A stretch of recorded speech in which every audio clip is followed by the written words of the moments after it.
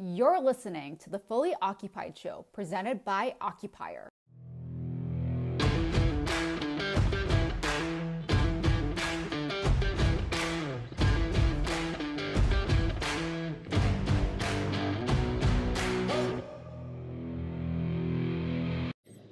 Hey everybody, thanks for tuning back into the Fully Occupied Show. I am your host, Matt Giffune, co-founder of Occupier. Today's guest is Edie Weintraub. She is the founder and CEO of Terra, Alma. They are a boutique tenant rep retail firm based out of Atlanta, but they do a lot of business nationally with brands who are emerging in the restaurant retail space. She's actually done a bunch of food halls as well, so a very diverse set of retail experiences.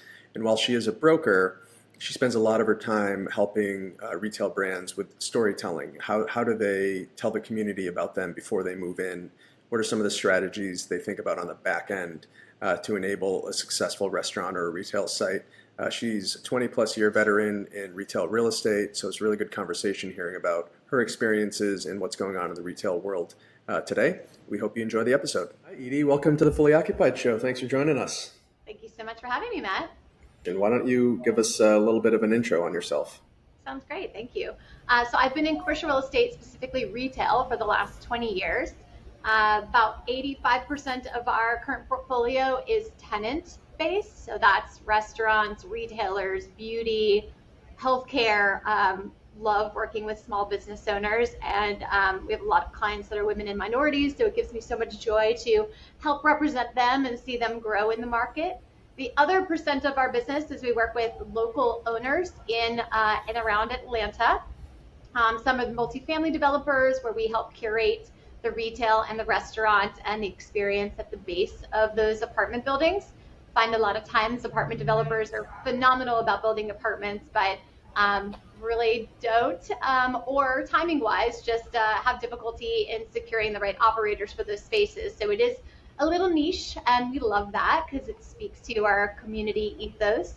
And then we also have successfully curated 6 food halls, 1 in Minneapolis and then 5 in Atlanta, that range from anywhere from 32 stalls down to 4 stalls. And it's, again, beautiful to see the entrepreneurial spirit of those emerging food and beverage brands in the market. Cool. So what got you into retail real estate back in the day, 20 plus years ago? Absolutely. So it was really my father who inspired me to get into real estate. He had seen me explore dentistry and the law field. I was paralegal, and he said, Edie, you're really great with people, and you're also so self-motivated and ambitious and tenacious. He goes, I really feel like real estate would be good for you. So I started working with him. He does land assemblages and then sells the property to residential developers. And while it was fun to learn from him, I said, you know what? I'm doing a lot of residential, and it's very emotionally driven, and I don't see myself kind of, in land assemblage, but let me go poke around with some friends that I've met in the industry, in office, in industrial, in retail.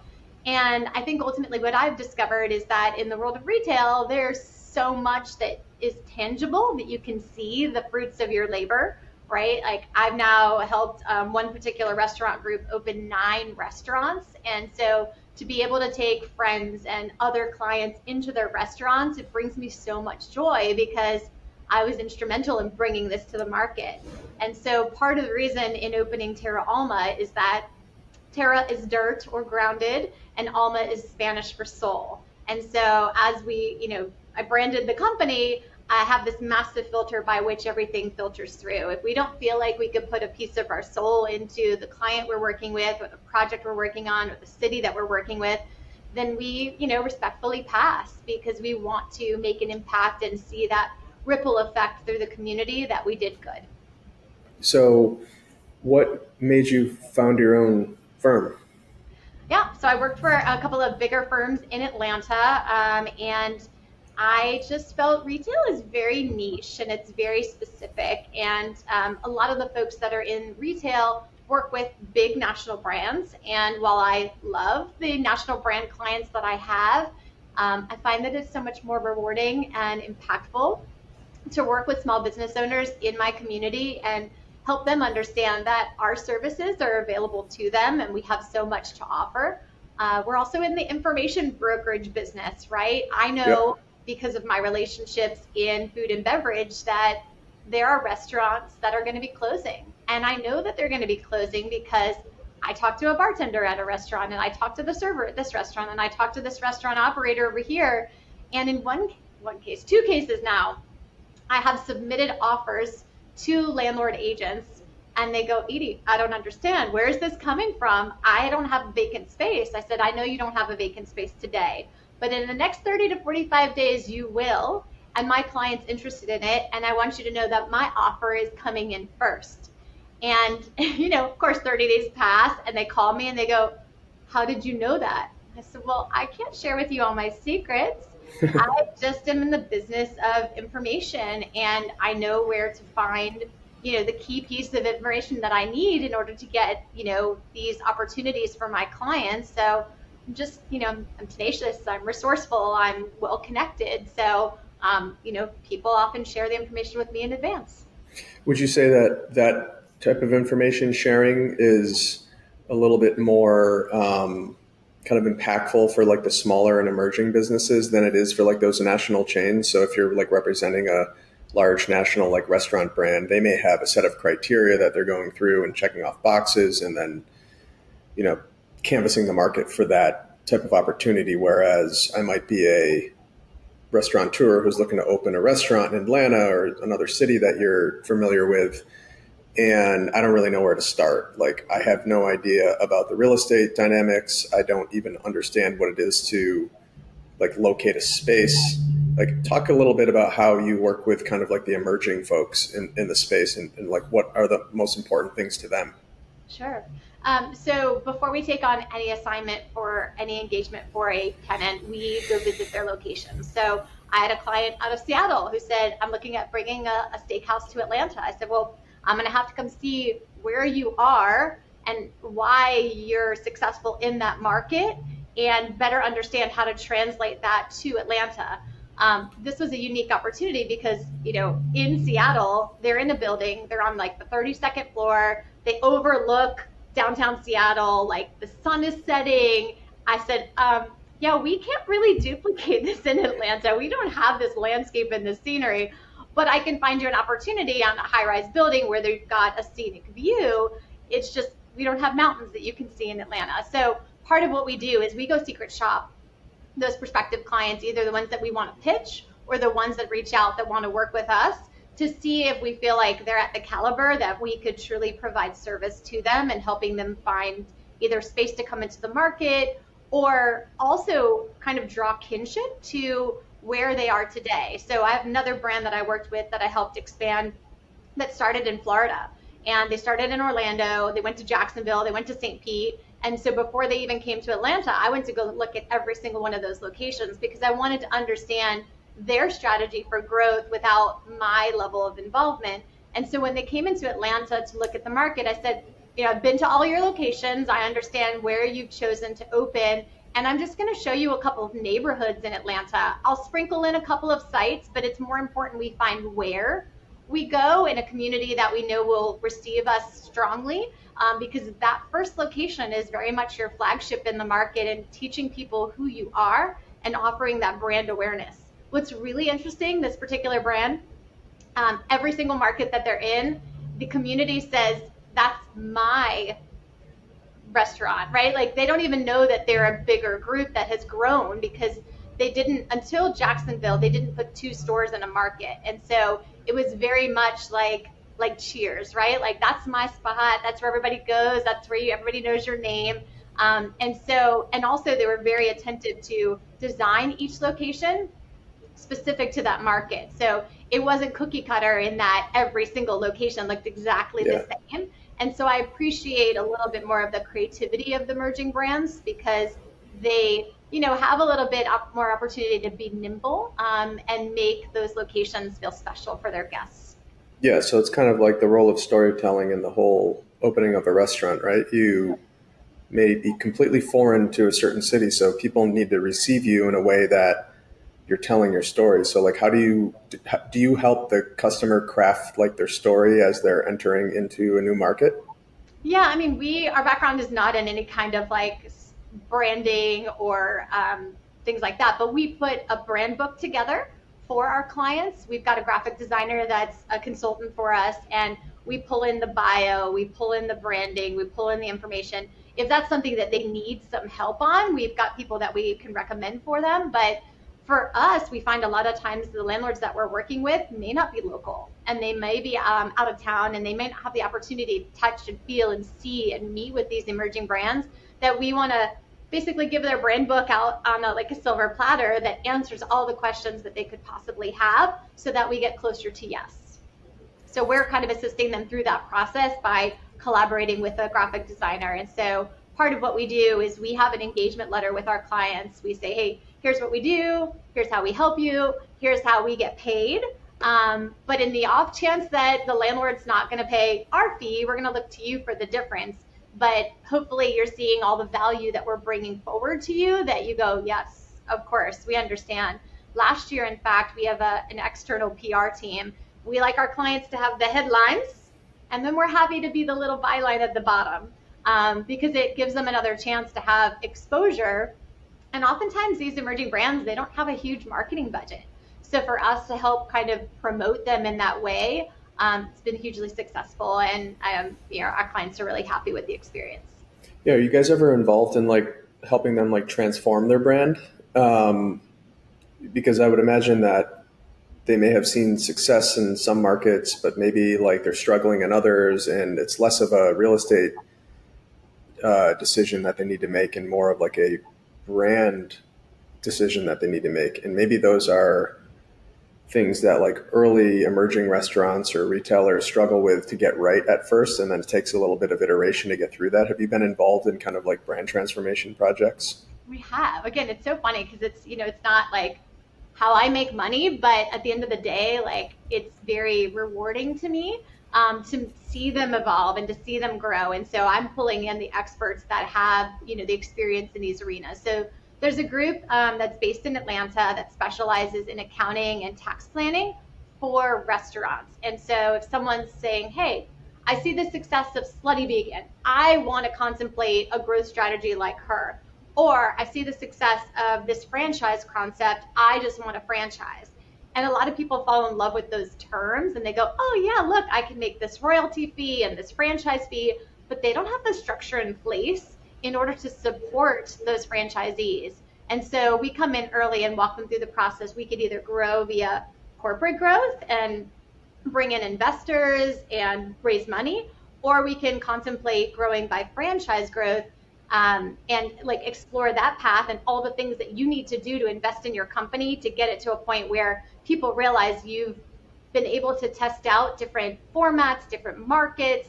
I find all too often that franchise concepts like to franchise way too early.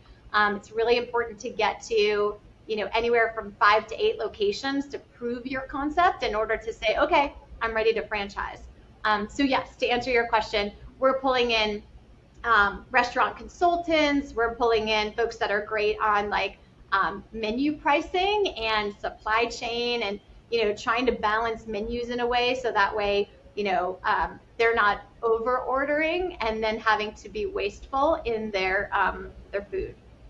Yeah, I mean, it sounds like you do a lot of work that, I mean, at the end of the day, you get paid based on real estate transactions, right? And it's pretty fascinating to hear like all the other work and effort you put into making these clients successful. Like, how do you balance that with, hey, look, I got to build a pipeline of deals to close here this year. Like, where do you strike that balance? Yeah, great question. So I have a balance of some corporate clients that I work with as well as some locals. And so it's nice to have that consistency of knowing those corporate folks have to do X number of stores per year because they're on a growth trajectory for additional investment or for, eventually selling the company. Yeah, I mean, it's between myself and the 2 other women that are on our team. I think, we do a great job of cultivating that local talent and bringing them together for conversation and understanding what their needs are. And so I think because of that, a lot of our new business comes in because of warm recommendations from those who have experienced working with us that send us more business. Yeah, that's great. I mean, successful client that sings your praises is usually the best form of referral that you could possibly find. Agreed. Switching gears a little bit, like talk a little bit about like the retail real estate landscape right now. I know that on this podcast, we talk with a lot of brokers, owners, people in the space that are, either in the office world or the data center world or a lot in the retail world. There's just seems to be dynamics all over the place in each of those sectors, but retail seems to be one of the more kind of enduring, strong sectors right now. Like, what are you seeing in the market? Are deals easier, harder to get done? Is there as much demand as there appears to be? Like, what's going on the ground? Yeah, I think we've struggled a little bit because construction all but came to a halt in 2020, 2021. And so there are not a lot of new construction projects out there, or they've been slow to deliver just because of construction kind of ramping back up, but also the cost of goods. So new construction in Atlanta, it's very difficult to get into a retail space for anything less than $45 to $50 a square foot. More often than not, then those owners are offering significant incentives, right? Tenant improvement allowance. In most instances, they've been pulling back significantly on the work that they're doing. So for example, more often than not, they're delivering dirt floors. They're delivering you a chase, which is a hole in the ceiling that goes all the way to the roof for a ventilation perspective. In many instances, they're not even delivering a storefront. And so we have a couple of emerging brands that are okay with managing a construction site. We've got a lot of them that are not. They are more focused on second generation spaces because they'd sooner come in and change out the wallpaper or the tile or something to make it their own than to have to worry about running mechanicals up 5 stories in the apartment building to, build out a chase. Those, mechanicals just going up 4 stories in an apartment building, it's $100,000 just to vet your space. And so that's a big chunk of a tenant improvement allowance. More kind of globally and less specifically about construction, retail is attractive so long as you have a healthy balance of types of retail. Unfortunately, we've seen too much of new developments that are mostly restaurant, and there's way too many dining seats, and there's not enough people dining out because, either one, it's an election year, or 2, they're just trying to save their money for other things. People want experiences. And, just going to eat dinner is not always like the full experience that they want.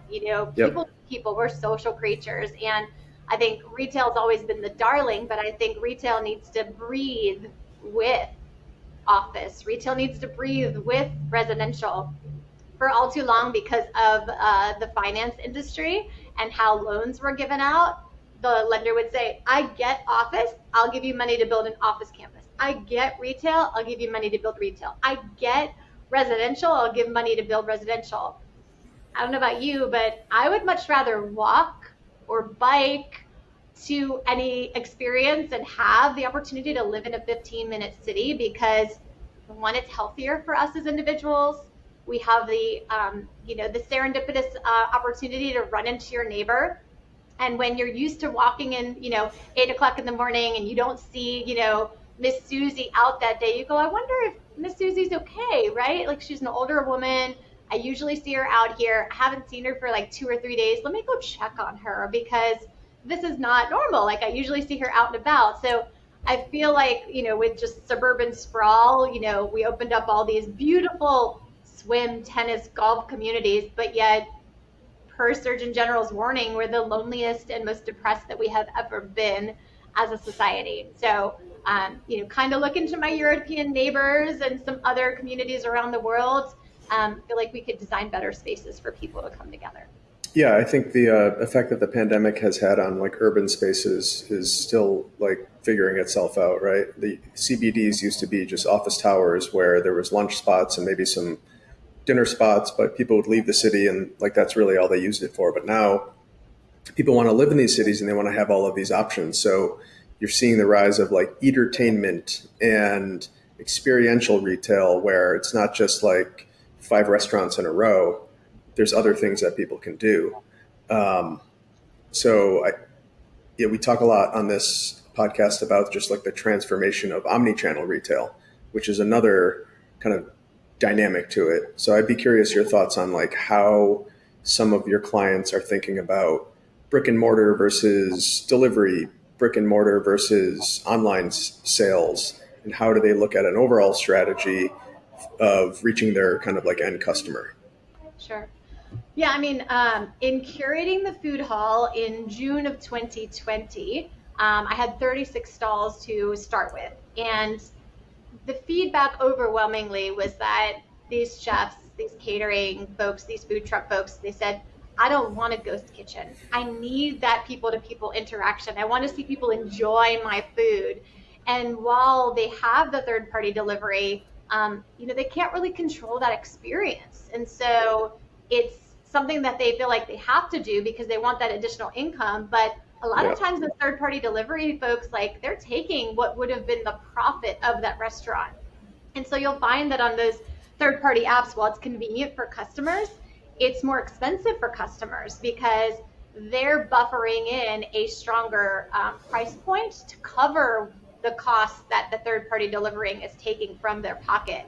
The other part that's somewhat challenging is I don't think a lot of those restaurants know how their food travels. So for example, I ordered ramen on a third-party delivery app, and the ramen is usually so hot that they had the noodles already put in with the ramen. And so when it finally got to me, those noodles were so overcooked and soggy and gross that it gave me a poor impression of that experience.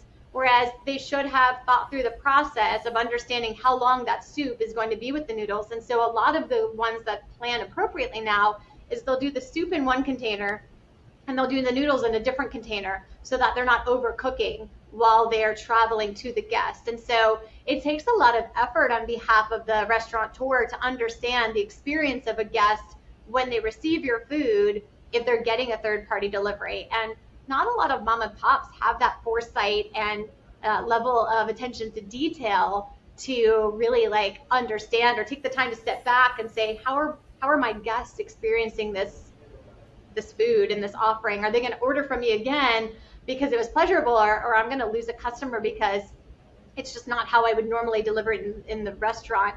And there's actually a couple of restaurants that do not do any third-party delivery because they want you to come in. They want to control the experience. They want to have that connection with their customers. So I've seen it kind of across the board, and I see, and sometimes we also guide folks, hey, we ordered third party from you and this was our experience. It was phenomenal, or X, Y, and Z should be better. Yeah, I think the whole food delivery world has just created more headaches for the restaurant owners than anything, right? Like it seems like this unbelievable convenience, like, oh, you're going to have this great food at your door in like minutes or whatever, but the back end of it is a lot to consider. And if you're not an expert in it, then it could make a really bad impression on your restaurant. Edie, this has been fascinating stuff. It's great to learn about your business and how you think about it. Let's hit some rapid fire questions because that's always the final segment here. All right, question number 1. If you could build your ideal retail destination, like what stores are in there? Ooh, so I actually have been studying this recently because we've had a couple of like local downtown walkable communities ask us to come in and help kind of come up with a merchandise plan for their downtown community in order to drive more attention to it. Literally, I was just on the phone with someone earlier about Greenville, South Carolina, which I think has been instrumental in reinvesting in their downtown and making it where people want to be. So with that, places where people like need daily needs. So without a doubt, if there's not a walkable supermarket or market nearby, a bodega, like somewhere where you could just grab like floss or toothpaste, but also a great sandwich or a great arepa, where the person that's behind the counter like knows you, sees you a couple of times a week, is able to kind of foster that community engagement with you. But also daily needs, right? A barbershop, doctors. Like I love mixed use. So bringing together that service, that medical, that beauty, along with great food and beverage where the patios spill out onto the sidewalk. So you see a group of people gathering and you go, that's where I want to eat tonight. Yep, totally. Got to have like your CVS or some sort of drugstore too for all those like last minute things that you need. Yep. All right, cool. So tell us about how what your morning routine is. That's fun. So my rule is I sleep in my workout gear because first thing in the morning, I'm like, I'm going to go work out because it is painful to try to take that off to change into something else. So I try to set my intention before I go to bed and get in my workout gear, go for a walk in the morning. Thankfully, I live close by to where there's like a naturally flowing stream. And so I love, as an Aquarius, seeing flowing water and just knowing like life is abundant and the day's going to be great and just go with the flow. Come home, shower, get dressed, and get downstairs and get my chia creamer infused coffee. And so I kind of like get the digestive system going with chia seed that I made the night before in my creamer, and I pop it in with my cold brew coffee. And then you're off to work. Then I'm off to the office. All right. Question number 3. If you could time travel to any period in history, what would it be? Ooh, forward or back? Your call. Yeah. I am insatiably curious. And so I am not anticipating that I'm going to live forever, but I am fascinated to see what the future holds because obviously we get to study history and see what has happened. So I'm more curious about moving forward and seeing what, let's say, for example, it's 2024. Hopefully I'm going to make it another, 50 years, let's say. So let's say, beyond that. Yeah. What's the world going to be like? Are all these things going to come to fruition that I think both bad and good? Right? Question number 4. What's like one thing that's on your bucket list? Ooh. That's tough. I have so many things on my bucket list. I am grateful to be in the world of commercial real estate and retail real estate. One of the things I'm very passionate about is seeing more women in commercial real estate. 85% of all consumer purchases are made by us. So we should have more of an active role developing, curating, operating, running businesses. So I want to continue to foster my team and see them excel. That's awesome.